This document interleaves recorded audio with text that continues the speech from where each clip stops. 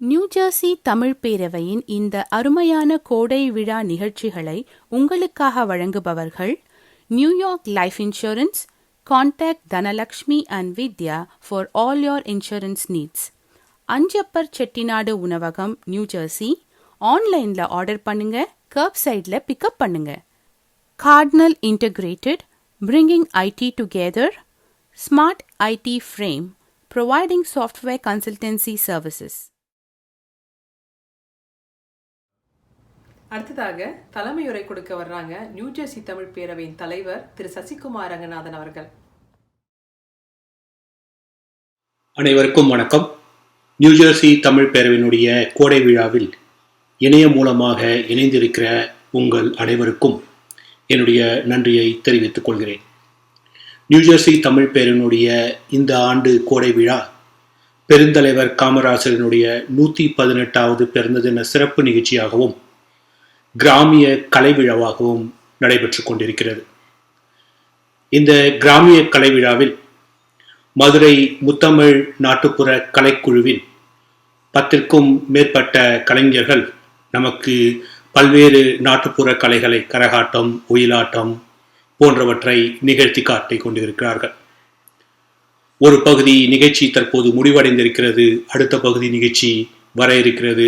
நீங்கள் அனைவரும் இறுதி வரையில் இருந்து இந்த நிகழ்ச்சிகளை கண்டுகளிக்க வேண்டும் என கேட்டுக்கொள்கிறேன். இந்த கோடை விழாவினுடைய மற்றொரு சிறப்பம்சமாக பெருந்தலைவர் காமராசனுடைய 118வது பிறந்த தின சிறப்பு நிகழ்ச்சியும் நடைபெற இருக்கிறது. அந்த நிகழ்ச்சியிலே இன்னும் சற்று நேரத்திலே ஐயா சகாயம் அவர்கள் நம்முடன் இணைந்து உரையாற்ற இருக்கிறார்கள். பெருந்தலைவர் காமராசனுடைய பிறந்த தின சிறப்புரையாக அந்த நிகழ்ச்சி நடைபெற இருக்கிறது. இந்த கோடை விழா நிகழ்ச்சிக்காக பெருந்தலைவர் காமராசர் குறித்து பேசுவதற்காக மிகவும் பொருத்தமான ஒருவரை நாம் யோசித்த பொழுது ஐயா சகாயம் அவர்கள்தான் அதற்கு பொருத்தமானவராக இருந்தார். லஞ்சம் தவிர்த்து நெஞ்சம் நிமிர்த்தி ஒரு அறம் சார்ந்த நிர்வாகத்தை தான் நியமிக்கப்படுகிற அனைத்து இடங்களிலும் செய்து கொண்டிருக்கிற சகாயம் அவர்கள் இந்த நிகழ்ச்சியிலே பெருந்தலைவரை பற்றி பேசுவது மிகவும் பொருத்தமான ஒன்றாக நாங்கள் கருதுகிறோம். இந்த நிகழ்ச்சிக்கு எங்களுடன் இணைகிற அவரை வரவேற்கிறோம். அவருக்கு நியூ ஜெர்சி தமிழ் பேரவையினுடைய சார்பாக என்னுடைய நன்றிகளை தெரிவித்துக் கொள்கிறேன்.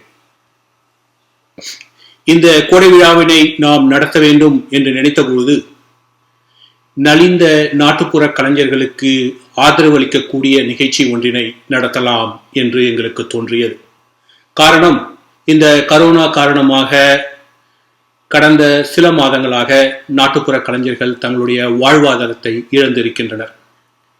கோயில் திருவிழாக்கள் முற்றிலுமாக நின்று போயிருக்கிறது. அந்த கோவில் திருவிழாக்களை மையப்படுத்திய அவர்கள் வாழ்வியல் இதனால் பாதிக்கப்பட்டிருக்கிறது. தற்பொழுது ஆடி மாதம் என்றாலே நமக்கு தெரியும், பல கோவில் திருவிழாக்கள் நடைபெறுகிற காலகட்டம் இது. ஆனால் அவர்கள் இந்த காலகட்டத்திலே நிகழ்ச்சிகளை நடத்த முடியாமல் தங்கள் வாழ்வாதாரத்தை இழந்து வாழ்க்கையே ஒரு கேள்விக்குறியாக அவர்களுக்கு மாறியிருக்கிறது. அதனால் நம்மால் முடிந்த சிறு உதவியை நியூ ஜெர்சி தமிழ் பேரவை இந்த நிகழ்ச்சியின் மூலமாக வழங்க முன்வந்திருக்கிறது. நியூ ஜெர்சி தமிழ் பேரவை ஒரு புதிய அமைப்பு, சிறு அமைப்பு. கடந்த ஆண்டுதான் நாம் இதனை தொடங்கினோம். நாம் தொடர் நிகழ்ச்சிகளை மிக சிரமமான பொருளாதார நெருக்கடியிலே தான் வழங்கி கொண்டிருக்கிறோம். அதனால் நாம் ஒருவர் மட்டுமே இதை செய்து முடிக்கக்கூடிய பணி அல்ல. தமிழகம் முழுவதும் பல்வேறு நாட்டுப்புற கலைஞர்கள் வாழ்வாதாரத்தை இழந்திருக்கிறார்கள். அவர்கள் அனைவருக்கும் வாழ்வளிக்க வேண்டும் என்றால் இங்கிருக்கிற பல தமிழ் அமைப்புகள் இத்தகைய நிகழ்ச்சிகளை நடத்த வேண்டும் என்பது எங்களுடைய வேண்டுகோள். அதை சில அமைப்புகள் செய்து கொண்டிருக்கிறார்கள். இன்னும் பல அமைப்புகள் அதை செய்ய முன்வர வேண்டும் என்ற வேண்டுகோளை இந்த நிகழ்ச்சியின் மூலமாக நான் முன்வைக்கிறேன். பெருந்தலைவர் காமராசனுடைய பிறந்த தினத்தை ஒரு சிறப்பு நிகழ்ச்சியாக நாம் கொண்டாடுவதற்கு மிக முக்கியமான காரணம் பெருந்தலைவர் நமக்காக செய்துவிட்டு சென்ற பணிகள் தான். நாம் ஒவ்வொருவருமே அமெரிக்காவில் இருக்கிறோம் என்று சொன்னால் அதற்கு மிக முக்கிய காரணமாக இருப்பது நம்முடைய கல்விதான்.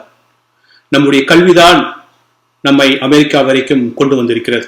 ஆனால் அந்த கல்விக்கு ஒரு அடித்தளமிட்டவர் பெருந்தலைவர் காமராசர் அவர்கள்.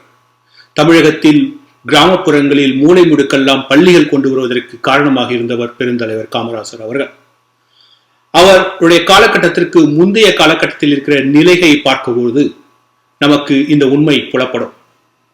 இந்தியா விடுதலை அடைந்த போது அன்றைய சென்னை மாகாணத்தில் கிட்டத்தட்ட 80% மக்கள் கைநாட்டுகளாகத்தான் இருந்திருக்கிறார்கள். சென்னை மாகாணத்தில் பெரும்பாலான மக்கள் கைநாட்டுகளாக இருந்தாலும் பள்ளியில் சேர்பவர்களுடைய நிலை ஒன்றும் அவ்வளவு படிப்பறிவு மிக்கதாகவும் மாறிவிடவில்லை. காரணம், பள்ளியில் சேர்பவர்கள் கூட 5ஆம் வகுப்பு முடிக்காமலேயே 100 மாணவர்களில் 60 மாணவர்கள் பள்ளியை விட்டு வெளியேறுவதாகத்தான் இருந்திருக்கிறார்கள். இதற்கு காரணம் அந்த காலகட்டத்திலே இருந்த வறுமை என்று கூட சொல்லலாம். குழந்தைகள் வேலைக்கு சென்று தங்கள் குடும்பத்திற்கு சம்பாதிக்க வேண்டிய ஒரு சூழ்நிலை இருந்தது. அப்படி சம்பாதித்தால் தான் சாப்பிட முடியும் என்ற ஒரு சூழ்நிலை இருந்தது. இதன் காரணமாக பள்ளிக்கு அனுப்புவதை கூட பெற்றோர்கள் அதிக அளவில் விரும்பாத ஒரு காலகட்டம். அப்படி இருந்த ஒரு சூழ்நிலையிலே இங்கு கல்வி மேம்படுத்தப்பட வேண்டும், கல்வி மக்களுக்கு சென்று சேர வேண்டும் என்ற ஒரு நிலை இருந்தது. ஆனால் நடந்ததோ அதற்கு எதிர்மாறான ஒரு சூழ்நிலை தான் நடந்தது. 1953 முதல்வராகிற ராஜாஜி ஒரு புதிய கல்வி திட்டத்தை கொண்டு வருகிறார். அந்த கல்வி திட்டம் என்ன சொல்கிறது என்று சொன்னால், அப்பொழுது பள்ளிகள் 5 மணி நேரம் இயங்கின. 5 மணி நேரம் இயங்கிய பள்ளிகளை அவர் 3 மணி நேரம் இயங்குவதாக மாற்றுகிறார். அதாவது கல்வி அதிகமாக தேவைப்படுகிறது, 5 மணி நேரம் என்பது இன்னும் கூடுதல் நேரமாக ஆக்கப்பட வேண்டும். ஆனால் மாறாக 5 மணி நேரம் என்பது 3 மணி நேரமாக மாறுகிறது. மீதி 3 மணி நேரம் அவர்கள் தங்களுடைய குடும்ப தொழிலை செய்ய வேண்டும் என்று அந்த கல்வி திட்டம் சொல்கிறது. இதனை தமிழகம் வலுவாக எதிர்க்கிறது. அப்போது இருந்த எதிர்க்கட்சிகள் இதை கடுமையாக எதிர்த்தன. இப்படியான சூழ்நிலையில் காங்கிரசுக்குள் இது இருந்தும் ஒரு எதிர்ப்பு குரல் எழுகிறது. அந்த எதிர்ப்பு குரலை எழுப்பியவர் காமராசர். காரணம், காமராசர் தன்னுடைய மக்கள் கல்வியறிவு பெற வேண்டும் என்று அவர் விரும்பினார். ஏழ்மையின் காரணமாக தன்னுடைய தந்தை மறைவுக்கு பிறகு தன்னுடைய பள்ளி படிப்பை அவர் கைவிட வேண்டிய ஒரு சூழ்நிலை இருந்தது. அப்படியான சூழ்நிலையில் வறுமையை விட்டு வெளியேற வேண்டும் என்று சொன்னால் படிப்பு வேண்டும் என்பதனை அவர் அனுபவபூர்வமாக உணர்ந்து இருந்தவர் காமராசர் அவர்கள். அதனால் ராஜாஜியினுடைய அந்த குலக்கல்வி திட்டத்தை மிக கடுமையாக எதிர்க்கிறார் காமராசர். காங்கிரசிற்குள்ளில் இருந்து மிக வலுவான ஒரு எதிர்ப்பு குரலாக காமராசனுடைய குரல் ஒலிக்கிறது. இதன் காரணமாக ராஜாஜி முதல்வர் பதவியை விட்டு விலக நேர்கிறது. குலக்கல்வி திட்டத்தை எதிர்த்த காமராசர் முதல்வராகிறார். காமராசர் முதல்வர் ஆவதற்கு கிடைத்த அது ஒரு முதல் வாய்ப்பு அல்ல. ஏற்கனவே அவர் ஓமந்தூர் ராமசாமி ரெட்டியாரையும் குமாரசாமி ராஜாவையும் முதல்வராக்கி பார்த்தவர் தான் காமராசர். இப்பொழுது கூட அவருக்கு அந்த பதவி தேவைப்படவில்லை. ஆனால் அன்று காங்கிரஸில் மிக ஒரு மோசமான ஒரு சூழ்நிலையிலே குலக்கல்வி திட்டத்தை ஒழிக்க வேண்டும் என்ற ஒரே காரணத்திற்காக முதல்வரானவர் காமராசர் அவர்கள். காமராசர் முதல்வர் ஆனவுடன் உடனடியாக கல்வி பணியை தொடங்கினார். தமிழகத்தில் இருக்கிற மூலை முடுக்குகளில் எல்லாம் பள்ளிகளை தொடங்கினார். ராஜாஜி சுமார் 6000 பள்ளிகளை மூடினார். ஆனால் காமராசர் 25,000க்கும் மேற்பட்ட பள்ளிகளை அவருடைய ஆட்சி காலத்திலே தொடங்கி இருக்கிறார். இப்படி படிப்பறிவு என்பது மூலை முடுக்கெல்லாம் தமிழகத்தில் சென்று சேர்ந்தது. அது மட்டுமல்ல, பள்ளிக்கு தங்கள் குழந்தைகளை அனுப்புவதற்கு பெற்றோர்கள் தயாராக இல்லை. காரணம், உணவும் பசியும் ஒரு முக்கிய பிரச்சனையாக இருந்தது. குழந்தைகளும் வேலைக்கு சென்றால்தான் தன்னுடைய குடும்பத்தில் அடுப்பு எரியும் என்று இருக்கிற சூழ்நிலையிலே நிறைய பெற்றோர்கள் தங்களுடைய குழந்தைகளை பள்ளிக்கு அனுப்ப விரும்பவில்லை. அதன் காரணமாக என்ன செய்யலாம் என்று யோசித்த காமராஜர் மதிய உணவு திட்டத்தை கொண்டு வருகிறார். மதிய உணவு திட்டம் என்பது பள்ளிக்கு வந்தால் உணவும் உண்டு படிப்பும் உண்டு என்ற ஒரு கருத்தியலை முன்வைத்த ஒரு திட்டம். அது இந்தியாவுக்கே ஒரு முன்மாதிரியான ஒரு திட்டமாக அமைந்தது. அப்படியான திட்டத்தால் நிறைய பள்ளி மாணவர்கள் படிக்க வந்தார்கள். நிறைய பள்ளிகளை அவர் உருவாக்கினார். நிறைய இடத்தில் நான் பிச்சை வாங்கியாவது பள்ளிகளை உருவாக்குவேன் என்று கூறியவர் பெருந்தலைவர் காமராசர் அவர்கள். அப்படி அவர் உருவாக்கிய பள்ளிகள் கிட்டத்தட்ட 25,000க்கும் மேற்பட்ட பள்ளிகளை அவர் உருவாக்கினார். தமிழகம் இன்றைக்கு கல்வி செழிப்பு இருக்கிற ஒரு மாநிலமாக உருவாகி இருக்கிறது என்று சொன்னால் அதற்கு அடித்தளம் போட்டவர் பெருந்தலைவர் காமராசர் அவர்கள். கல்வி அறிவு மட்டுமல்ல, தொழிலை தமிழகத்திற்கு கொண்டு வந்தவர் பெருந்தலைவர் காமராசர் அவர்கள். பெருந்தலைவர் காமராசர் அவர்கள் மீது, அவருடைய ஆளுமை மீது பிற மாநில தலைவர்களுக்கும் ஒரு மதிப்பு இருந்தது, நேருவுக்கும் மதிப்பு இருந்தது. இதன் காரணமாக நிறைய தொழிற்சாலைகளை அவர் காமராசர் தமிழகத்திற்கு கொண்டு வந்தார். நெய்வேலி நிலக்கரி நிறுவனமாக இருக்கட்டும், திருச்சி பெல்லாக இருக்கட்டும், பல தொழிற்சாலைகளை அவர் தமிழகத்திற்கு கொண்டு வந்திருக்கிறார். அது மட்டுமல்ல, நிறைய அணைக்கட்டுகளை அவர் உருவாக்கினார் அவருடைய ஆட்சி காலத்திலே. விவசாயத்திற்கு தடுப்பு அணைகள் தேவை என்பதை உணர்ந்த அவர் நிறைய அணைக்கட்டுகளை உருவாக்கினார். இப்படி அவருடைய காமராஜருடைய ஆட்சி என்பது இன்றைய நவீன தமிழகத்திற்கு ஒரு அடித்தளம் போட்ட ஒரு ஆட்சியாக இருந்திருக்கிறது. ஒரு ஃபவுண்டேஷன் அவருடைய ஆட்சி காலத்தில் தான் உருவானது. இப்படி அவர் ஆற்றிய பங்களிப்பு என்பது அளப்பரியது. இன்றைக்கு தமிழகம் ஒரு முன்னேறிய மாநிலமாக இருக்கிறது என்று சொன்னால், தொழிலிலே ஒரு இந்தியாவிலேயே முதல் 3 மாநிலங்களில் ஒன்றாக இருக்கிறது என்று சொன்னால், அதை அவருடைய காலத்திலேயே அடித்தளம் போட்டு சாதித்தவர் காமராசர் அவர்கள். அதற்கு பின் வந்த பல முதல்வர்கள் அவர் எழுப்பிய அடித்தளத்தை பயன்படுத்தி கொண்டார்கள் என்பது உண்மை. இன்னும் தமிழகம் மேம்பட்டது என்பது உண்மை. ஆனால் அந்த அடித்தளம் காமராசரால் போட்டப்பட்டது என்பதை நாம் எந்த காலத்திலும் மறந்துவிடக் கூடாது. அது மட்டுமல்ல, காமராசருடைய பெருமைக்கு அவர் நேர்மையாக வாழ்ந்த ஒரு தலைவர். அவர் இறக்கும் போது அவர் பெட்டியிலே இருந்தது 200க்கும் குறைவான ரூபாய் தான். 200 ரூபாய்க்கும் குறைவாகத்தான் அவருடைய பெட்டியிலே இருந்தது. சில கதராடிகள் இருந்தன. இதனால் அவர் சிறுத்தை சொத்து. இப்படி அவருடைய நேர்மைக்கு பல உதாரணங்களை நாம் சொல்ல முடியும். ஒரு எளிமையான தலைவர், நேர்மையான தலைவராக தமிழகத்திலே இன்றளவுக்கும் நமக்கு ஒரு முன்மாதிரியாக இருக்கக்கூடிய தலைவர் என்று சொன்னால் அவர் காமராசர் அவர்கள்தான். அதனால்தான் காமராசரை நாம் கொண்டாட வேண்டும். ஒரு கல்வியை படித்து அந்த கல்வியின் காரணமாக அமெரிக்காவில் குடியேறிக்கிற நாம் அப்படியே பெருந்தலைவர் காமராசனுடைய பிறந்த தினத்தை கொண்டாட வேண்டும் என நியூஜெர்சி தமிழ் பேரவை முடிவு செய்தது. ஜூலை 15 என்பது கல்வி வளர்ச்சி நாள் என்றும் குறிக்கப்படுகிறது. காரணம், காமராசர் கல்விக்கு ஆற்றிய பணியை அடிப்படையாக கொண்டு ஜூலை 15 என்பது கல்வி வளர்ச்சி நாள் என்றும் கொண்டாடப்படுகிறது. அந்த கல்வியை படித்து முன்னேறி வந்திருக்கிற நாம் காமராசருடைய நினைவு கூர்வது நம் ஒவ்வொருவரினுடைய கடமையாகும். இன்றைக்கு நியூஜெர்சி தமிழ் பேரவை பெருந்தலைவர் காமராசனுடைய பிறந்த தினத்தை கொண்டாடி கொண்டிருக்கிறது. இன்னும் சில அமைப்புகள் பெருந்தலைவனுடைய காமராசனுடைய பிறந்த தினத்தை நினைவு கூறுகின்றன.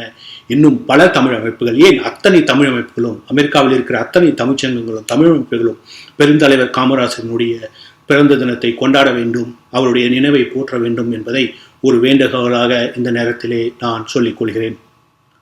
மற்றொரு முறை பெருந்தலைவர் காமராசனுடைய பிறந்த தினத்திற்கு சிறப்புரையாற்ற வந்திருக்கிற ஐயா சகாயம் அவர்களை வரவேற்று, மற்றும் இந்த நிகழ்ச்சிக்காக மதுரையில் இருந்து நமக்கு கலை நிகழ்ச்சிகளை வழங்கி கொண்டிருக்கிற மதுரை முத்தமிழ் நாட்டுப்புற கலைக்குழுவினருக்கு என்னுடைய நன்றியை கூறி, இந்த நிகழ்ச்சியை நடத்த காரணமாக இருந்த நியூஜெர்சி தமிழ் பேரவையினுடைய நிர்வாக குழு, செயற்குழு மற்றும் பொதுக்குழு உறுப்பினர்களுக்கு என்னுடைய நன்றியை கூறி என்னுடைய உரையை முடித்துக் கொள்கிறேன்.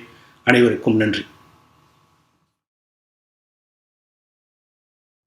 அடுத்ததாக திரு சகாயம் ஐயா அவர்களின் சாதனைகளை பற்றி பேச வராங்க நியூஜெர்சி தமிழ் பேரவையின் பொதுக்குழு உறுப்பினரான திரு லட்சுமிகாந்தன் அவர்கள்.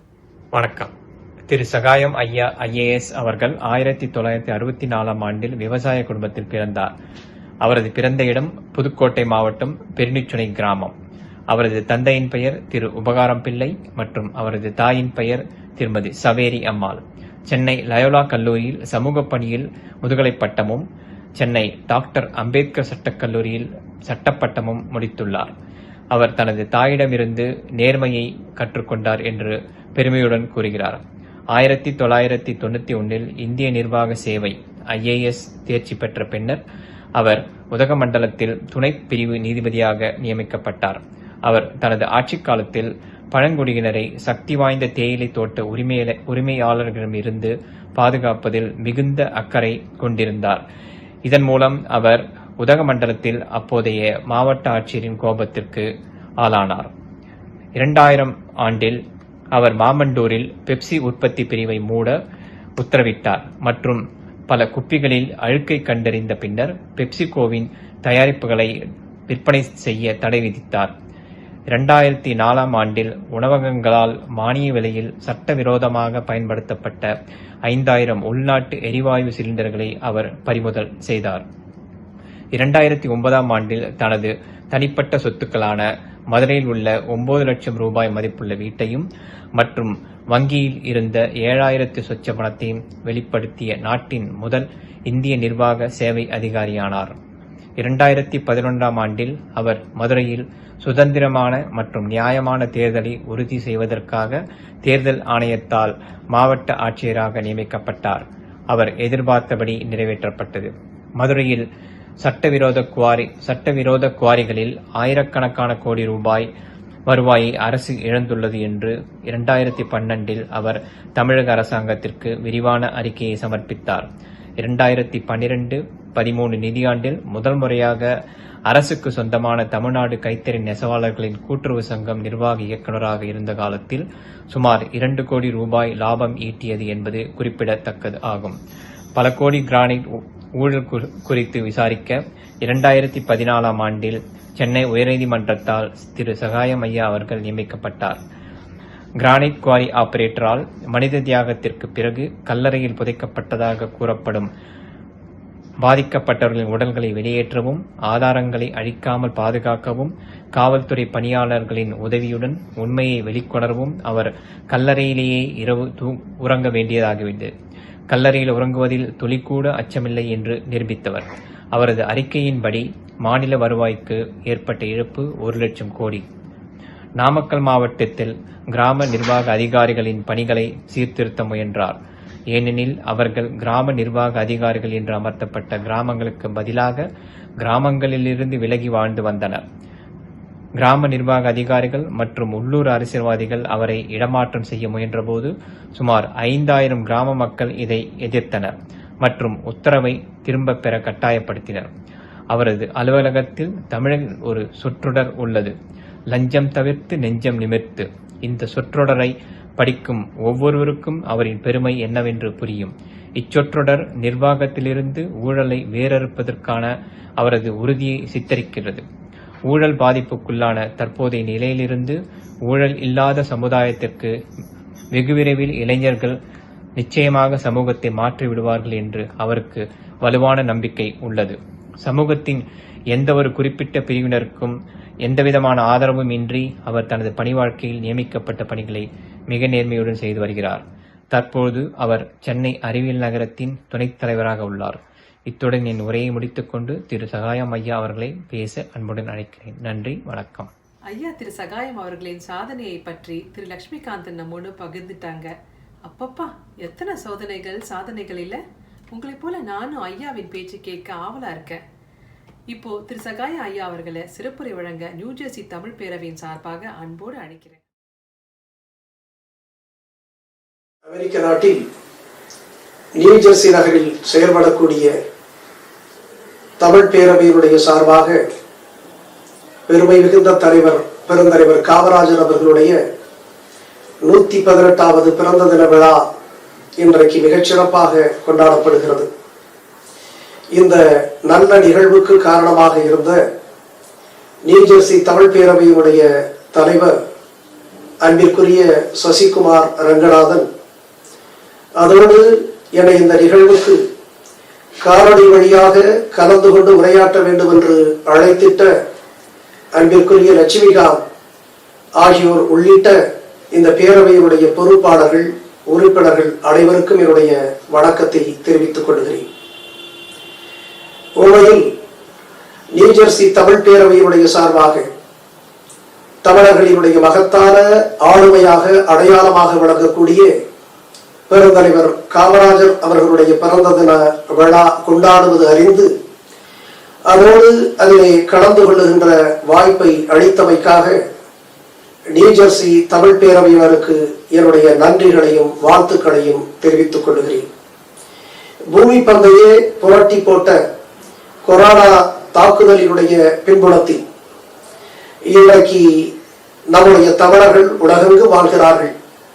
எனவே நாளை அவர்கள் ஊக்கத்தோடு சந்திக்க வேண்டும், நாளை அவர்கள் உற்சாகத்தோடு சந்திக்க வேண்டும், நம்பிக்கையோடு சந்திக்க வேண்டும் என்கின்ற அந்த நல்ல நோக்கத்தினுடைய அடிப்படையில் உலகெங்கும் இருக்கக்கூடிய தமிழர்கள் ஆங்காங்கு அவர்கள் நிகழ்ச்சிகளை நடத்தி வருகிறார்கள். அதே போல இன்றைக்கு நியூஜெர்சி தமிழ் பேரவையினர் கோடை விழா நடத்துகிறார்கள். அந்த விழா சிறக்க நான் வாழ்த்துகிறேன். அதனுடைய ஒரு அங்கமாக பெருந்தலைவர் பிறந்த நாள் விழா சிறப்பு நிகழ்ச்சியாக நடத்துகிறது. நிச்சயமாக இந்த சிறப்பு நிகழ்ச்சி, பிறந்த நாள் விழா தமிழர்களுடைய உள்ளத்தில் ஒரு தாக்கத்தை ஏற்படுத்தும் என்கின்ற நம்பிக்கை எனக்கு இருக்கிறது. என்னை பொறுத்த வரைக்கும் பெருந்தலைவர் காமராஜருடைய பிறந்த தின விழா ஒரு தனி மனிதனுக்கான பிறந்த நாள் விழாவாக கருதிடவில்லை. ஏதோ ஒரு தலைவனுக்கான பிறந்த நாள் விழாவாக நான் அதை கருதிடவில்லை. மாறாக ஒரு தத்துவத்திற்கான பிறந்த நாளாக, ஒரு தத்துவங்களினுடைய தொகுப்பிற்கு பிறந்த நாளாகத்தான் நான் கருதுகிறேன். உண்மையிலேயே இன்றைக்கு தியாகத்திற்கு பிறந்த நாள், பொது வாழ்வில் நேர்மைக்கு பிறந்த நாள், ஆட்சித்தரத்தில் எளிமைக்கு பிறந்த நாள், சமூகத்திற்கு நாட்டிற்கான அளப்பரிய அர்ப்பணிப்புக்கு பிறந்த நாள் என்ற அளவில் தான் நாம் பெருந்தலைவர் காமராஜர் அவர்களுடைய பிறந்த நாள் விழாவை கொண்டாடுகிறோம், கொண்டாட வேண்டும். அதனால்தான் இன்றைக்கு ஒரு 118 ஆண்டுகளுக்கு முன்பாக பிறந்த ஒரு மனிதனுக்கு, 45 ஆண்டுகளுக்கு முன்பாக இந்த மண்ணுலகில் இருந்து மறைந்த ஒரு மனிதனுக்கு, ஆயிரக்கணக்கான மைலுக்கு அப்பாலே இருக்கக்கூடிய அமெரிக்க நாட்டில் நம்முடைய தமிழர்கள் கொண்டாடுகிறார்கள் என்று சொன்னால் அவன் வெறும் தலைவனாக நின்றிடவில்லை. மாறாக ஒரு மகத்தான மானுட மேம்பாட்டிற்கான தத்துவமாக அவன் நிலைத்து நின்றிருக்கிறான் என்பதுதான் அதன் பொருளாகும்.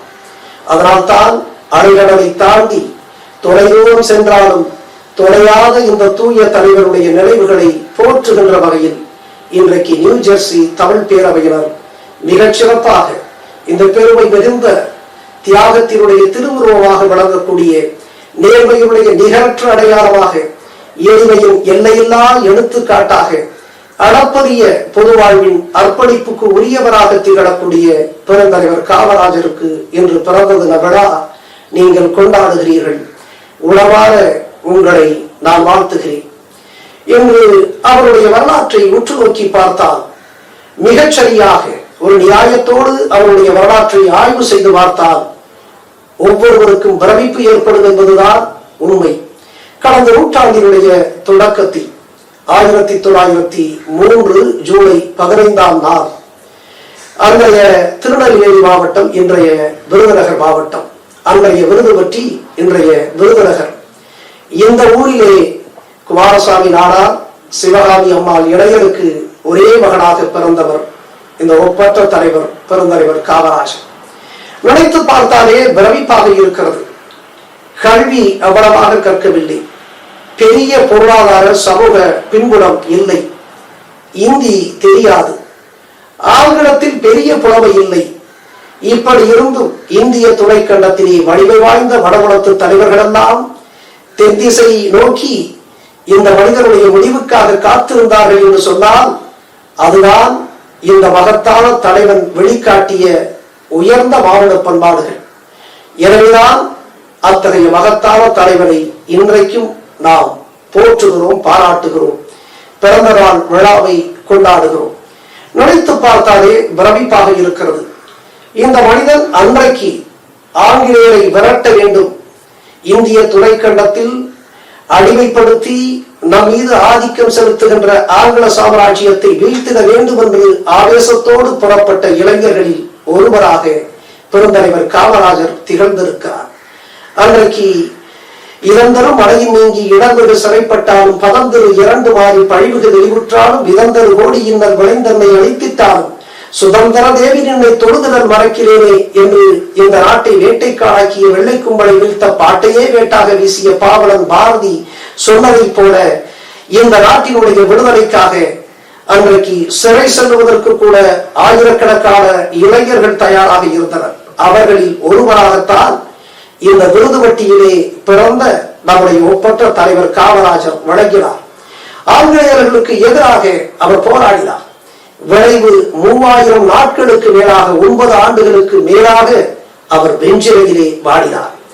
இன்றைக்கு கூட சிறைக்கு செல்லுகின்ற பொழுது நெஞ்சு வலி என்று சொல்லி தங்களுடைய வீரத்தை காட்டுகின்ற, வெளியே வருவதற்கு வீரத்தை காட்டுகின்ற தலைவர்கள் மத்தியிலே 3000 நாட்களுக்கு மேலாக வெள்ளைக்காரனுடைய கொடிய சிறையிலே இந்த நாட்டினுடைய சுதந்திரத்திற்காக வாடி நின்ற பெருமகனார் பெருந்தலைவர் காமராஜர். இப்படி அவருடைய வரலாற்றினுடைய தொடக்கம், இந்த தொடக்கத்தினுடைய ஒரு அம்சமாக, இதனுடைய ஒரு அம்சமாக, இந்த வரலாற்றினுடைய நீட்சியாக இவர் தமிழகத்தினுடைய முதலமைச்சர் பதவி இவரையே தேடி வருகிறது. 1954 எண்ணி பார்த்தாலே பிரமிப்பாக இருக்கிறது. 1954 1963 வரை இவர் ஆட்சி நடத்தினார்.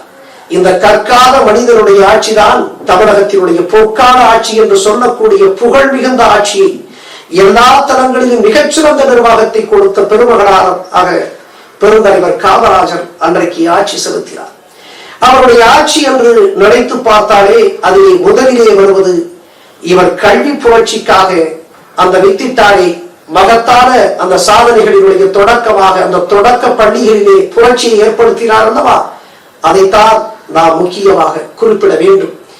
இன்றைக்கு இவர் 1954 முதல்வராக பொறுப்பு ஏற்ற போது தமிழகத்திலே அன்றைக்கு இருந்த ஓராசிரியர் பள்ளிகளினுடைய எண்ணிக்கை 1530.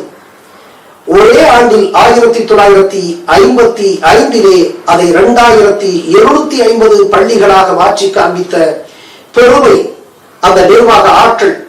எம்முடைய பிள்ளைகள், தமிழகத்து பிள்ளைகள் அறியாமல் இருளில் மூழ்கக்கூடாது, அவர்கள் கற்க வேண்டும், கற்று உலகையே ஆள வேண்டும் என்று அன்றைக்கே எம்முடைய தமிழ் பிள்ளைகளுடைய கல்வி புரட்சிக்கு வித்திட்ட அந்த கர்ம வீரர் அத்தகைய பள்ளிகளை அவர் தொடங்கினார்.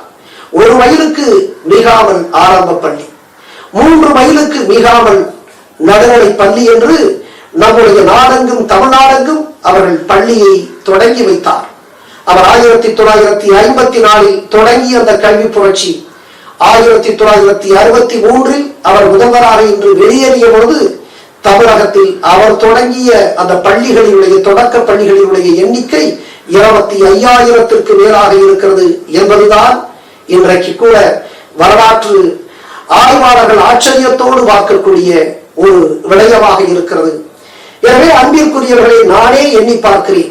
நான் நாமக்கல் மாவட்டத்தினுடைய ஆட்சியராக இருந்த பொழுது மிகச்சரியாக 2008 நவம்பர் மாதம் 4ஆம் தேதி அன்றைக்கு மோகனூர் ஊராட்சி ஒன்றியத்தில் இருக்கக்கூடிய சின்னக்கரசம்பாளையம் என்கின்ற அந்த கிராமத்திற்கு நான் ஆய்வுக்காக செல்லுகிறேன். வழக்கமாக மாவட்ட ஆட்சித்தலைவர்கள் அவர்கள் வளர்ச்சி பணிகளை ஆய்வு செய்கிறார்கள். சாலைகள் சரியாக போடப்பட்டிருக்கிறதா, அரசு கட்டிடங்கள் ஊரக பகுதிகளிலே நகர்பகுதியிலே மிகச்சரியாக கட்டப்பட்டிருக்கிறதா என்றெல்லாம் ஆய்வு செய்வார்கள். அப்படியாக அன்றைக்கு பள்ளி சீரமைப்பு திட்டத்தின் கீழ் பழுதுபட்ட பள்ளி கட்டடங்களை சீரமைத்து புதுப்பிக்கக்கூடிய அந்த பணிகள் நடைபெற்றுக் கொண்டிருந்த நேரத்தில் அதனை ஆய்வு செய்வதற்காக சின்னக்கரசம்பாளையம் என்று நாமக்கல்லில் இருந்து 40 மைலுக்கு அப்பாலே இருக்கக்கூடிய அந்த குக்கிராமத்திற்கு நான் செல்லுகிறேன்.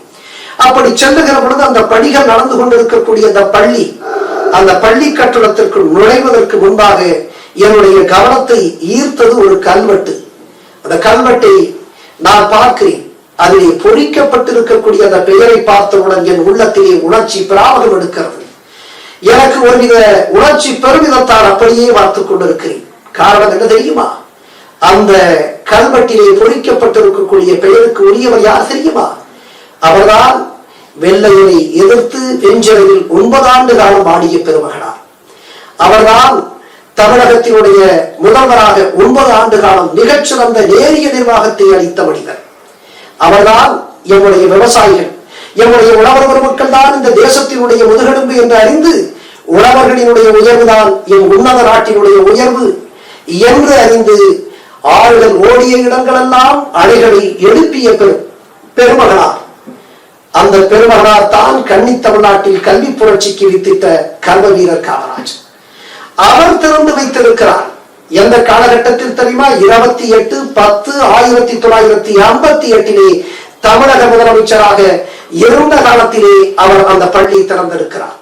நினைத்து பாருங்கள், நாடெங்கிலும் ஆயிரக்கணக்கிலே பள்ளிகள் தொடங்கப்பட்டது இவரால். இவரே குக்கிராமத்திற்கு சென்று இது போன்ற பள்ளிகளை எல்லாம் அவர் திறந்து வைத்திருக்கிறார் என்று சொன்னால் எம்முடைய தமிழ் சமூகம் கல்வி கற்க வேண்டும் என்பதில் இந்த கர்ம வீரர் கொண்டிருக்கக்கூடிய அந்த அசாத்திய பேரார்வம் இருக்கிறது அல்லவா, அது என்னை மெய்சில் இருக்க வைக்கிறது. அப்படியாக மிகப்பெரிய கல்வி புரட்சிக்கு அவர் வித்திட்டு இருக்கிறார் என்பதை நாம் யாரும் மறந்து விட முடியாது. ஒரு தலைமுறை முந்திய ஒரு தலைமுறை இன்றைக்கு கல்வியிலே தமிழ் தலைமுறை நிகரற்று விளங்குகிறது என்று உலகெங்கும் அவர்கள் சென்று பல்வேறு அறிவு தலங்களிலே அவர்கள் கொடிகட்டி பறக்கிறார்கள் என்று சொன்னால் அது அந்த காமராஜர் பெருமகனார் கொடுத்த கொடைதான் என்பதை நாம் எல்லோரும் புரிந்து கொள்ள வேண்டும் என்பதற்காக இதை சொல்லுகிறேன். அன்பிற்குரியவர்களே, அது மட்டுமல்ல, அவர் 1957 கொண்டு வந்த மதிய உணவு திட்டம் இந்த நாட்டிலே எந்த மாநிலத்திலும் இல்லாத ஒரு புதுமையான, மாணவர்களுடைய மத்தியில் மகத்தான ஒரு எழுச்சியை ஏற்படுத்தக்கூடிய அற்புதமான திட்டம். அந்த திட்டம் என்னுடைய ஏழை பிள்ளைகள் எப்படி பள்ளிக்கு வருவார்கள்? இந்த வறுமையும் வெறுமையும் இருக்கக்கூடிய சூழலில் அவர்கள் பள்ளிகளை நாம் திறந்து வைத்திருந்தால் வந்து விட மாட்டார்கள். அவர்கள் பசியோடு இருக்கிறார்கள். எனவே பசியை போக்க வேண்டும் என்பதற்காக மதிய உணவு திட்டத்தை இந்த பிள்ளைகளுக்காக, இந்த ஏழை பிள்ளைகளுக்காக, இந்த ஏழை பாங்காளன் பெருந்தலைவர் காமராஜர் அவர் கொண்டு வந்தார். அப்பொழுது கொண்டு வந்த போது ஒரு நிலையிலே உயர் அலுவலர்கள் எல்லாம் அவரிடத்திலே வந்து கேட்கிறார்கள், இந்த திட்டத்தை நாம் தொடர்ந்து நடத்துவதற்கு நிதி பற்றாக்குறை தடையாக இருக்கும் என்று சொல்லுகிற பொழுது அவர் சொல்லுகிறார், எந்த நிதி பற்றாக்குறையும் தடையாக வந்து நின்றால் அந்த தடையை நான் உடைத்தெறிவேன். அப்படி நிதி இல்லை என்று சொன்னால் நான் தமிழகத்தினுடைய தெருக்களிலே மடியேந்தி பிச்சை எடுத்து எம்முடைய பிள்ளைகளுக்கு உணவிட்டு கல்வி கொடுப்பேன் என்று உறுதியாக சொன்ன உத்தம தலைவர் தான் பெருந்தலைவர் காமராஜர். அதற்கு பிறகு 1958 இவர் கொண்டு வந்த சீருடை திட்டம் இருக்கிறது அல்லவா, அது ஏழை எளிய மாணவர்கள், பணக்கார மாணவர்கள், எந்த சமூக பின்புலமும் எந்த பொருளாதார பின்புலமும் பள்ளிக்கு வருகிற பொழுது உடைத்தெறியப்பட வேண்டும், அங்கே சமத்துவம் நிலைக்கப்பட வேண்டும் என்பதற்காக அந்த சீருடை திட்டத்தை அவர் கொண்டு வந்தார். இதை பார்த்து பிரமித்து போன அன்றைய இந்திய நாட்டினுடைய குடியரசுத் தலைவராக விளங்கிய டாக்டர் ராஜேந்திர பிரசாத் அவர்கள் குறிப்பிட்டார், தமிழகத்திலே கல்வியிலே புதுமையும் புரட்சியும் நடக்கிறது. அது எல்லா மாநிலத்தவரும் பின்பற்றக்கூடிய ஒரு ஒப்புயர்வற்ற அந்த புரட்சியை காமராஜர் செய்து கொண்டிருக்கிறார். மற்ற மாநிலங்கள் இந்த முன்மாதிரியை எடுத்துக்கொள்ள வேண்டும் என்று சொல்லுகிற அளவிற்கு இந்த கற்காத மனிதன் கல்வியிலே மிகச்சிறந்த சாதனையை உருவாக்கி இருக்கிறார் என்பதுதான் உண்மை. பெருந்தலைவர் காமராஜர் அவர்கள் தமிழக மாணவர்களினுடைய கல்வியில் அதீத அக்கறை கொண்டவர். ஒரு முறை மதுரை மாவட்டத்திலே அலங்காநல்லூருக்கு அருகே இருக்கக்கூடிய ஒரு கிராமத்தில் இவருடைய கட்சியான காங்கிரஸ் கட்சியினுடைய கூட்டம் நடந்து கொண்டிருக்கிறது. அந்த கூட்டத்திலே ஒரு சிறுவன், ஒரு 10-12 வயது உள்ள ஒரு சிறுவன் மிகச்சிறப்பாக பேசிக் கொண்டிருக்கிறார். அந்த நேரத்தில் பெருந்தலைவர் காமராஜர் அந்த கூட்ட மேடைக்கு வந்து விடுகிறார். இவருடைய பேச்சை கேட்கிறார். மிக பிரமாதமாக இந்த சிறுவன் பேசுகிறார். அதற்கு பிறகு பெருந்தலைவர் காமராஜர் பேசுகிறார். பேசி மேடையிலிருந்து இறங்குகிறார். அங்கே சிறுவன் நிற்கிறார். அந்த சிறுவன் எங்கே செல்ல வேண்டும் என்று கேட்கிற பொழுது மதுரைக்கு நான் செல்ல வேண்டும் என்று அவருடைய ஊரை சொல்லுகிறான். அந்த சிறுவன் பெருந்தலைவர் காமராஜர் தன்னுடைய வாகனத்தில் தன்னுடைய சீருந்திலே ஏற்றிக்கொள்ளுகிறார். ஏற்றிக்கொண்டு வந்து அவரிடத்திலே விசாரிக்கிறார், எங்கே படிக்கிறாய்? சொல்கிறான் சிறுவன். 10-12 வயது சிறுவன், பள்ளி சிறுவன், மிக அழகாக பேசியிருக்கிறார். எனவே அந்த சிறுவனுடைய சிந்தையெல்லாம் இந்த பெருந்தலைவர் நம்மை பாராட்டுவார், மிக அழகாக அவரை பற்றி பேசி இருக்கிறோம், மிக ஆழமாக ஆவேசமாக காங்கிரஸ் கட்சியினுடைய பெருமைகளை பேசி இருக்கிறோம். எனவே இந்த பெருந்தலைவர் நம்மை பாராட்டுவார் என்று எதிர்பார்த்தார். ஆனால் கொஞ்ச நேரத்தில் பெருந்தலைவர் அவரை திட்ட ஆரம்பித்தார், கடிந்து கொள்ள ஆரம்பித்தார். நீ படிக்கிற வயதில் ஏன் கட்சி கூட்டங்களில் பேசுகிறாய்? இப்போது என்ன நாட்டிற்கு சுதந்திர போராட்டமா நடக்கிறது? சாதாரண தேர்தல், இடைத்தேர்தல் நடக்கக்கூடிய காலத்தில் இப்படி நீ படிக்காமல் கட்சி கூட்டத்தில் பேசாதே. நீ ஒழுங்காக போய் படிப்பதை பார். படித்து உண்மையிலேயே பொது வாழ்க்கையில் அக்கறை இருக்குமையானால் படித்து நன்றாக படித்து கலெக்டராகி நாட்டிற்கு நீ சேவை செய்வதற்காக வா என்று சொல்லுகிறார். இந்த சிறுவன் வாயெடுத்து போயிட்டான்.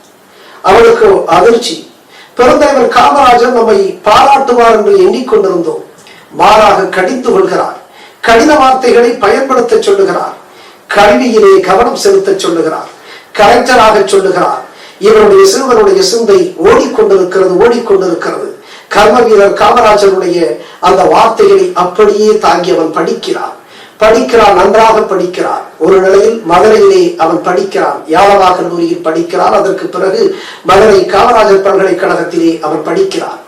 அவன் தமிழ் இலக்கியம் படிக்கிறான். இளங்கலை, முதுகலை என்று படித்துவிட்டு தமிழ் இலக்கியம் படித்துவிட்டு அன்றைக்கு சிவில் சர்வீஸ் எக்ஸாமினேஷன் என்று சொல்லக்கூடிய IAS-க்கான தேவை அவன் சந்திக்கிறான். நண்பர்களே, அருமை தமிழர்களே, முதல் முறையாக ஒரு தமிழ் இலக்கியத்தை படித்து தமிழிலே எழுதி முதல் முறையாகவே வெற்றி பெற்று IAS ஆகிவிடுகிறார் அந்த மாணவன். அந்த மாணவனுடைய பெயர் ஆர் பாலகிருஷ்ணன். அவர் ஒடிசா மாநிலத்தினுடைய IAS அதிகாரியாக அங்கே ஒதுக்கப்படுகிறார். இன்றைக்கு அவர் மிகச்சிறந்த ஒரு நேர்மையான நிர்வாக திறமை மிகுந்த ஒரு ஆட்சியாளராக அங்கே இருந்து சமீபத்தில் அவர் ஓய்வு பெற்றிருக்கிறார். எண்ணி பாருங்கள் காமராஜருடைய கருணை. நம்முடைய தமிழகத்து மாணவர்கள் அவர்கள் தன்னுடைய கட்சியிலே பேசுகிறார்கள் என்று சொன்னால் கூட அதையே தடுத்து நிறுத்தி ஒழுங்காக படித்து மேலேவா என்று சொல்லக்கூடிய அந்த மேன்மையான எண்ணம் பெருந்தலைவருக்கு இருக்கிறது என்பதற்காக இதை உதாரணமாக சொன்னேன். இத்தகைய பெருந்தலைவர் தன்னுடைய ஆட்சி காலத்தில் அவர் புரிந்து கொண்டார், India lives in villages. India is a country of villages. The farmers are the backbone of this country என்பதை புரிந்து கொண்டார். இந்த நாட்டினுடைய அடிநாதமாக விளங்குபவர்கள் விவசாயிகள், உழவர் பெருமக்கள். வேளாண் குடி வெல்லும் குடியாக மாறக்கூடிய சூழல்தான் இந்தியா உன்னதம் பெறுகிறது, உயர்வு பெறுகிறது என்று இவர் நம்பினார். எனவே இந்த உழவர் மக்களினுடைய உயர்வை காண துடித்த இவர் தன்னுடைய ஆட்சி காலத்தில் அத்தனை அணைகளை அவர் கட்டினார். ஆறுகள் செல்லுகின்ற இடங்களெல்லாம் நீரை தேக்கி அணைகளை கட்டிய அரும்பெரும் தலைவராக அவர் விளங்கினார். வைகை அணையிலிருந்து சாத்தனூர் அணை வரை, கீழ்பவானி திட்டத்திலிருந்து கிருஷ்ணகிரி அணை வரை, மடம்புழா திட்டத்திலிருந்து மணிமுத்தாறு அணை திட்டம் வரை சொல்லிக்கொண்டே போகலாம். பட்டியலிட்டால் பட்டியல் பெரிதாக நீளும். அப்படிப்பட்ட அணைகளை கட்டி நீராதாரங்களை பெருக்கி பாசனங்களை மேம்படுத்தி உழவர்களுடைய வாழ்க்கையை உயர்த்தினால்தான் இந்த நாடு உயரும். அது மட்டுமல்ல, தமிழகம் உணவிலே அது தன்னிறைவு பெற வேண்டும் என்று சொன்னால் இப்படி பாசன பரப்பை பைந்தமிழ் நாட்டில் அதிகப்படுத்த வேண்டும் என்ற ஆவேசத்தோடு இந்த கர்வ வீரர் காமராஜர் முதலமைச்சராக இருக்கின்ற பொழுது அவர் செயல்பட்டார். உண்மையிலேயே உண்மையான வேளாண் புரட்சிக்கு வித்திட்ட பெருமகனாராக இவர் விளங்கினார் என்பதுதான் ஆச்சரியத்திலும் ஆச்சரியம். அது மட்டுமல்ல, படித்திருக்கக்கூடிய இளைஞர்கள் பள்ளிக்கூடத்தை திறந்தாகிவிட்டது, கல்லூரிகளை திறந்தாகிவிட்டது. அங்கே படித்திருக்கக்கூடிய இளைஞர்கள் வேலைக்கு செல்ல வேண்டும். அன்றைக்கு நாங்கள் படிக்கக்கூடிய காலத்திலே இளைஞர்கள் வேதனையோடு ஒரு கவிதையை பாடுவார்கள். ஐயா, நாங்கள் நன்றாக படித்து விட்டோம், பட்டதாரியாகிவிட்டோம், எங்களுக்கு எல்லாமே தெரிந்திருக்கிறது, உலகத்தில் எங்கே என்ன கிடைக்கும் என்று எங்களுக்கு தெரிந்து விட்டது, இங்கிலாந்திலே எங்கே இரும்பு கிடைக்கும் என்று எங்களுக்கு தெரியும், ஜெர்மனியிலே எங்கே நிலக்கரி கிடைக்கும் என்று எங்களுக்கு தெரியும், ஆஸ்திரேலியாவிலே எங்கே ஆப்பிள் கிடைக்கும் என்று எங்களுக்கு தெரியும், தென்னாப்பிரிக்காவிலே எங்கே வைரம் கிடைக்கிறது, எங்கே தங்கம் கிடைக்கிறது என்று எங்களுக்கு தெரியும். ஆனால் ஒன்றே ஒன்று மட்டும் எங்களுக்கு தெரியாது, இந்திய நாட்டில் எங்களுக்கு எங்கே வேலை கிடைக்கும் என்று எங்களுக்கு தெரியாது என்று வேதனையோடு கழிவாடக்கூடிய இளைஞர்களை நாங்கள் கடந்த காலத்திலே பார்த்திருக்கிறோம். அப்படிப்பட்ட வேதனைக்குரிய இளைஞர்களாக என் தமிழகத்து இளைஞர்கள் மாறிவிடக் கூடாது என்பதற்காக பெருந்தலைவர் ஆலைகளை திறப்பதில் அதீத ஆர்வம் காட்டினார். நினைத்து பார்த்தாலே ஆச்சரியமாக இருக்கிறது. திருச்சிக்கு அருகே இருக்கக்கூடிய திருவரம்பூரில் இருக்கக்கூடிய பெல், இந்த பாரத மிகுமின் ஆலை, அதிலிருந்து தொடங்கி பெரம்பூரிலே இருக்கக்கூடிய ரயில் பெட்டியை தயாரிக்கக்கூடிய ஆலை, அங்கே ஆவடியில் இருக்கக்கூடிய ராணுவ தளவாடங்களை உற்பத்தி செய்யக்கூடிய ஆலை, நெய்வேலி நிலக்கரி சுரங்க திட்டம், ஹிந்துஸ்தான் பிரிண்டர்ஸ் என்று சொல்லக்கூடிய கிண்டியிலே ஆலை, எண்ணூரிலே கடலூரிலே உர தொழிற்சாலை, நாம் சொல்லிக்கொண்டே போகலாம். அதே போல ஆங்காங்கே தொழிற்பேட்டைகளை உருவாக்கிய பெருமை பெருந்தலைவர் காமராஜருக்கு உரியது. இப்படி அவருடைய வரலாற்று சாதனைகளை நாம் அடுக்கிக் கொண்டே போனார் நேரம் போதாது என்பதுதான் உண்மை. இத்தனைக்கும் இவர் கற்றறியானவர். இத்தனைக்கும் மிகப்பெரிய அளவிற்கு நிதி அங்கே குவிந்து கிடக்கவில்லை. இவர் 1954 அவர் முதலமைச்சராக இருந்த பொழுது அன்றைக்கு பட்ஜெட், அந்த வரவு செலவு கணக்கு திட்டம் இருக்கிறது அல்லவா, 50 கோடிக்கு கீழாகத்தான் இருந்தது. அவர் 1963 அவர் முதலமைச்சராக இருந்து கே பிளான் என்கின்ற அடிப்படையிலே வெளியே தன்னுடைய முதலமைச்சர் பதவியை தூக்கி எறிந்துவிட்டு வெளியே வருகிற பொழுது அது 130 கோடி ஒரு ஆண்டுக்கு அந்த வரவு செலவு திட்டம் பட்ஜெட்டாக இருந்தது. இந்த 120 கோடிக்குள்ளாகவே இவ்வளவு நுட்பங்களை, இவ்வளவு சாதனைகளை இந்த தலைவன் செய்திருக்கிறார் என்று சொன்னால் அதுதான் அந்த தலைவனுடைய பெருமையாக இன்றும் நிலைத்திருக்கிறது. அன்பிற்குரியவர்களே, எனவே இன்றைய தினம் தமிழர்களாகிய நாம் இந்த பெருமைக்குரிய பெருமகனாரை நினைத்து பார்க்கையில் அவருடைய மகத்தான தியாகத்தை, அவருடைய நிகரற்ற நேர்மையை, அவருடைய ஈடில்லாத எளிமையை, அவருடைய அளப்பரிய அர்ப்பணிப்பை நாம் நினைவு கூர்வோம். நினைத்து பார்த்தாலே ஆச்சரியமாக இருக்கிறது. இந்த தலைவன் 9 ஆண்டு காலம் அவன் தமிழகத்தினுடைய முதலமைச்சராக இருந்திருக்கிறார். 1975 அக்டோபர் 2 காந்தியார் பிறந்த தினத்திலே இந்த தலைவன் பிற்பகலிலே மாரடைப்பால் மரணித்த பொழுது எல்லோரும் அதிர்ச்சியோடு ஓடினார்கள். அங்கே போய் 9 ஆண்டு காலம் தமிழகத்தினுடைய முதலமைச்சராக இந்த பெருமகன் இருந்திருக்கிறாரே, இவர் எவ்வளவு சொத்துக்கள் சேர்த்து வைத்திருப்பார் என்று இவருடைய பெட்டகத்தை திறந்து பார்த்தால் அதிர்ச்சியாகி போனார்கள் அவர்கள் என்பதுதான் உண்மை. அன்பிற்குரியவர்களே, அந்த பெட்டகத்திலே 200 ரூபாயும் சில சில்லறை காசுகளும் 5-6 கதர் வேட்டி சட்டைகளும் தான் முதலமைச்சராக இந்த நாட்டில் 9 ஆண்டு காலம் இருந்த பெருமகனாருக்கு இருந்த சொத்துக்கள். எண்ணி பார்த்தாலே பிரமிப்பாக இருக்கிறது. இன்றைய தினம் ஒரு கவுன்சிலருக்கு கூட எவ்வளவு சொத்துக்கள் இருக்கிறது என்று கணக்கிட முடியாத இருக்கக்கூடிய இந்த காலத்தில் இந்த மனிதனுடைய எளிமையும் நேர்மையும் நிகழ்ற்று இருக்கின்ற காரணத்தினாலே இவர்தான் இந்த அவதார அதிசய புருஷன் தான் தமிழர்களுடைய முன்மாதிரியாக இருக்கிறார் என்கின்ற காரணத்தினால் இன்றைய தினம் தேவை இந்த மகத்தான தலைவன் கொண்டிருக்கக்கூடிய இந்த தத்துவ கொள்கை இருக்கிறது அல்லவா, அதுதான் நாம் அடுத்த தலைமுறைக்கு கொண்டு செல்ல வேண்டும். அதனால்தான் நான் அடிக்கடி சொல்லுவேன், பாடம் புகட்டிய பள்ளி அறையிலே பாடம் புகட்டியவனை தூக்கி எறிந்து விட்டு வெள்ளித்திரையிலே வேடம் கட்டியவர்களுடைய வார்த்தைகளை வேதவாக்காக எடுத்துக் கொள்ளக்கூடிய என் தமிழ் சமூகம் மாற வேண்டும் என்று நான் அடிக்கடி சொல்லுவேன். அந்த சொல்லைத்தான் மீண்டும் சொல்லுகிறேன்.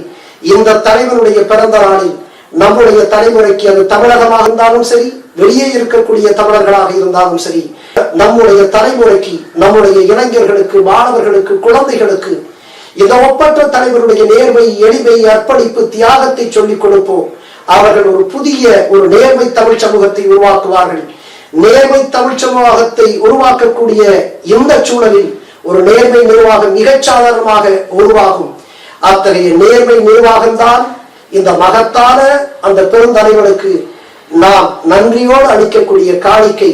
எனவே விழிப்புணர்வு பெற்ற ஒரு தமிழ் சமூகத்தை உருவாக்குவதற்கு, நேர்மையும் நியாயமும் தியாகமும் அர்ப்பணிப்பும் உள்ள ஒரு புதிய தமிழ் சமூகத்தை உருவாக்குவதற்கு பெருந்தலைவர் காமராஜருடைய பிறந்த நாள் ஒரு அடையாள நாளாக மாறட்டும். இன்றைக்கு அவரை பற்றி நம்முடைய சிந்தனைகள், நாம் பகிரக்கூடிய கருத்துக்கள் நம்முடைய தலைமுறையிடத்தில் மிகப்பெரிய ஒரு தாக்கத்தை ஏற்படுத்தட்டும். இன்றைய குழந்தைகள், மாணவர்கள், இளைஞர்கள், பெரியவர்கள் எல்லாம் இந்த பெருந்தலைவருடைய உயர்ந்த தத்துவங்களான இந்த நேர்மை, எளிமை, அர்ப்பணிப்பு, தியாகம் இவை அத்தனையும் வளர்த்து கொண்டு நம்முடைய ஒரு புதிய தமிழ் சமூகத்தை, அது உள்ளே இருக்கக்கூடிய தமிழ் மக்களாக இருந்தாலும் சரி, உலகினுடைய பிற பகுதியில் இருக்கக்கூடிய தமிழ் மக்களாக இருந்தாலும் சரி, ஒரு புதிய தமிழ் சமூகத்தை, நேர்மையும் நியாயமும் மிகுந்த ஒரு தமிழ் சமூகத்தை நாம் உருவாக்குவதற்கு இந்த பெருந்தலைவர் பிறந்த நாளிலே நாம் உறுதி எடுத்துக் கொள்வோம். அத்தகைய நேர்மையும் நியாயமும் தியாகமும் அர்ப்பணிப்பு மிகுந்த ஒரு தமிழ் சமூகம் ஒரு நேர்மையான ஆட்சியை உருவாக்கும் என்பதுதான் உண்மை. எனவே பெருந்தலைவருடைய பிறந்த நாளில் ஒரு தமிழர்கள் ஒரு நேர்மை மிகுந்த சமூகத்தை, ஒரு நேர்மை மிகுந்த நிர்வாகத்தை, ஆட்சியை உருவாக்கக்கூடிய வல்லமையை பெறுவார்கள் என்று நான் உறுதியாக நம்புகிறேன். அதனால் இன்றைக்கு நாம் எடுத்துக்கொள்ள வேண்டிய உறுதிமொழியாகும். எனவே அந்த உத்தம தலைவருடைய பிறந்த நாளை கொண்டாடக்கூடிய நியூஜெர்சி தமிழ் பேரவையினருக்கு என்னுடைய வாழ்த்துக்கள். அவர்கள் இந்த வாய்ப்பை அளித்தமைக்காக மீண்டும் நான் நன்றி சொல்லி விடைபெறுகிறேன். நீங்கள் எங்கிருந்தாலும் இந்த கொரோனா தாக்குதலினுடைய பின்புலத்தில் நீங்கள் பத்திரமாக பாதுகாப்பாக இருங்கள். அந்தந்த நாட்டினுடைய விதிமுறைகளை கடைபிடித்து நீங்கள் உடல்நலத்தோடும் பலத்தோடும் நீங்கள் இருக்க வேண்டும் என்று நான் ஆசைப்படுகிறேன். எங்கிருந்தாலும் எம்முடைய உறவுகளாகிய நீங்கள் உயர்ந்திருக்க வேண்டும், அதுதான் எம்முடைய பேரவா என்று சொல்லி இந்த வாய்ப்புக்கு நன்றி கூறி உரை முடிக்கிறேன். வணக்கம். நன்றி ஐயா, உங்க பேச்சு மிகவும் அற்புதமா இருந்தது. சகாயம் ஐயா அவரோட வாழ்க்கையில நிறைய இடைஞ்சல்களும் கஷ்டங்களும் அனுபவிச்சுட்டு இருந்திருக்காரு. இருந்தாலும் அவர் கொள்கையிலையும் குறிக்கோளிலையும் விட்டு கொடுக்காம நேர்மையா எதிர்த்து நின்று வெற்றி பெற்று வந்துட்டு இருக்காரு. ஐயா, உங்களுக்கு எங்களோட மனமார்ந்த வாழ்த்துக்கள்.